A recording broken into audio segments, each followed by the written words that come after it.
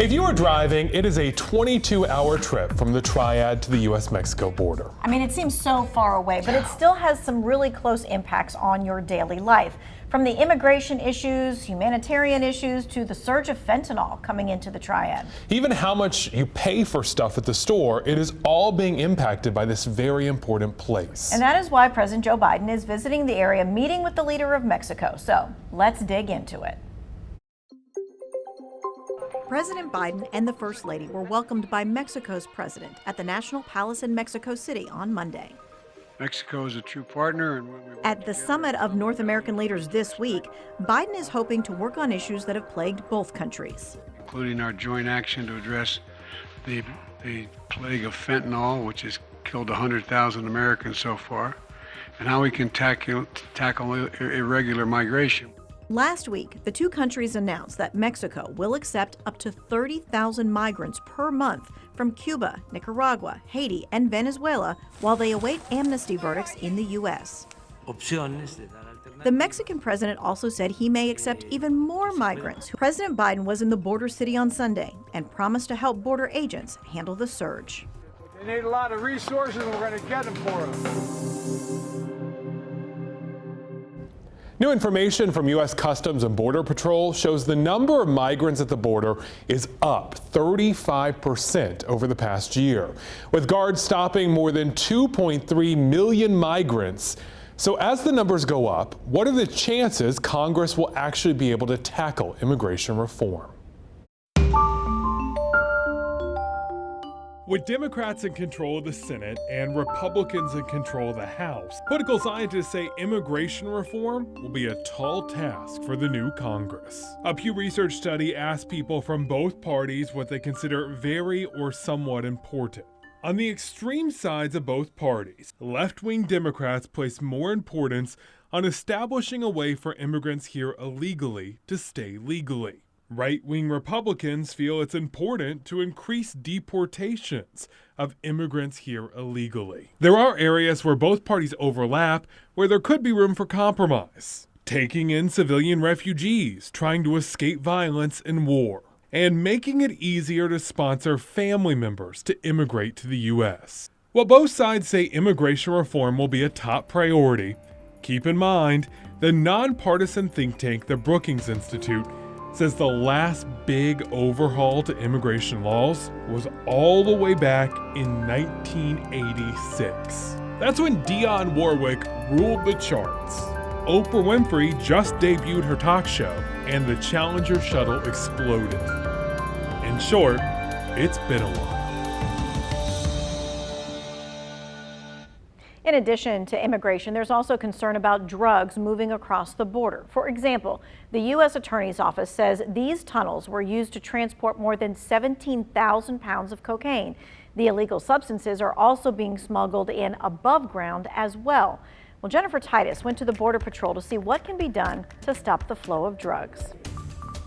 Seeing a record number of overdoses, so is enough being done to stop this drug from coming into the communities? So I do know that the CBP is investing a lot of money in technology.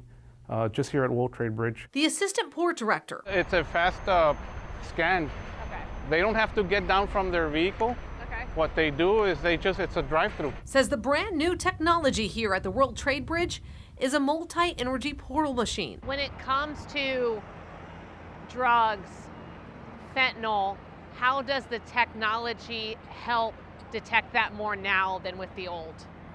Okay, this new technology is high energy. So when the driver passes through our MEP, the low dosage of energy is on the driver, which is something that's safe for them. The high energy goes in for the trailer itself. We have shipments of machinery. Machinery crosses through here. It's #1 inland port. So for steel items, we need something that can penetrate the steel so we can look inside. Refrigerated, frozen commodities is another one. So this high energy, we can actually see what's inside. Problem is, there's only one of these machines in Laredo. One other is in Brownsville, Texas. There are 50 crossings along the Mexico-U.S. border.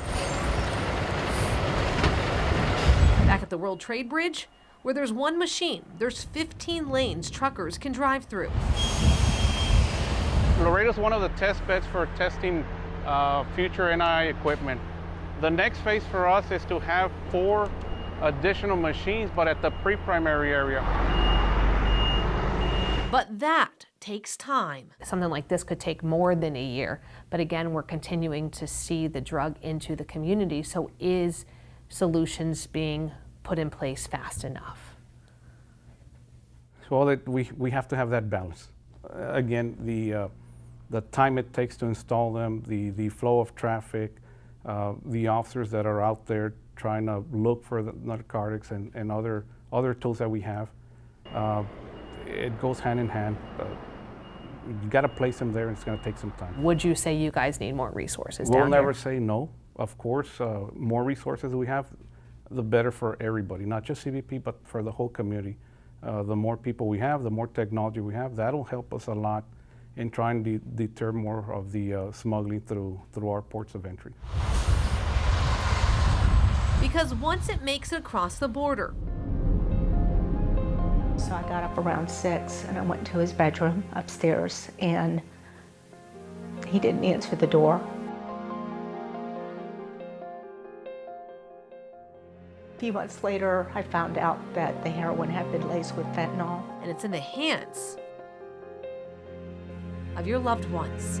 Nobody should have to bury a child. Nobody should. We've covered immigration and drugs, but there's another huge impact from the border: trade with other countries. You might think most of the goods coming in from Mexico would be from Mexican companies, or at least South American, but Jason Wheeler found a growing number of Chinese companies are sending stuff over the southern border. Okay, we've had the pandemic, ongoing COVID lockdowns around the world, and we've also had the Russian invasion of Ukraine and the sanctions that followed. And then on top of all that, we had global shipping chaos. Those huge disruptions have broken supply chains and have helped to cause prices to go up. So we've been seeing more near-shoring, where production moves to a country closer to you, like Mexico, which then gets all that stuff in through a state like Texas. On a day-to-day basis, we're crossing about 2,700 to 2,800 trucks just northbound. And that is only at the Pharr International Bridge near McAllen. Combine that with the crossings in Laredo, El Paso, Eagle Pass, and Brownsville, and you get a total trade of $435 billion last year. That's more than the combined total of the legendary seaports of Los Angeles and Long Beach. We've seen like almost a 30% uptick compared to the same time period last year. And why is that? Well, there's just more demand. The free trade zone through North America is also a simpler haul, less prone to global shipping problems and COVID lockdowns. In fact, after NAFTA was replaced by a free trade agreement called the USMCA, US, Mexico, and Canada, locals say you could just add in another C because Chinese companies are now making and assembling a ton of products in Mexico to send to the U.S. Making sure that it's marked made in Mexico, they take advantage of USMCA, duty-free, and also they can get the Chinese tariffs, the Section 301 tariffs waived too. They and everybody else hoping to sell here are trying to untangle the pandemic supply chain snarl by producing as much as they can now.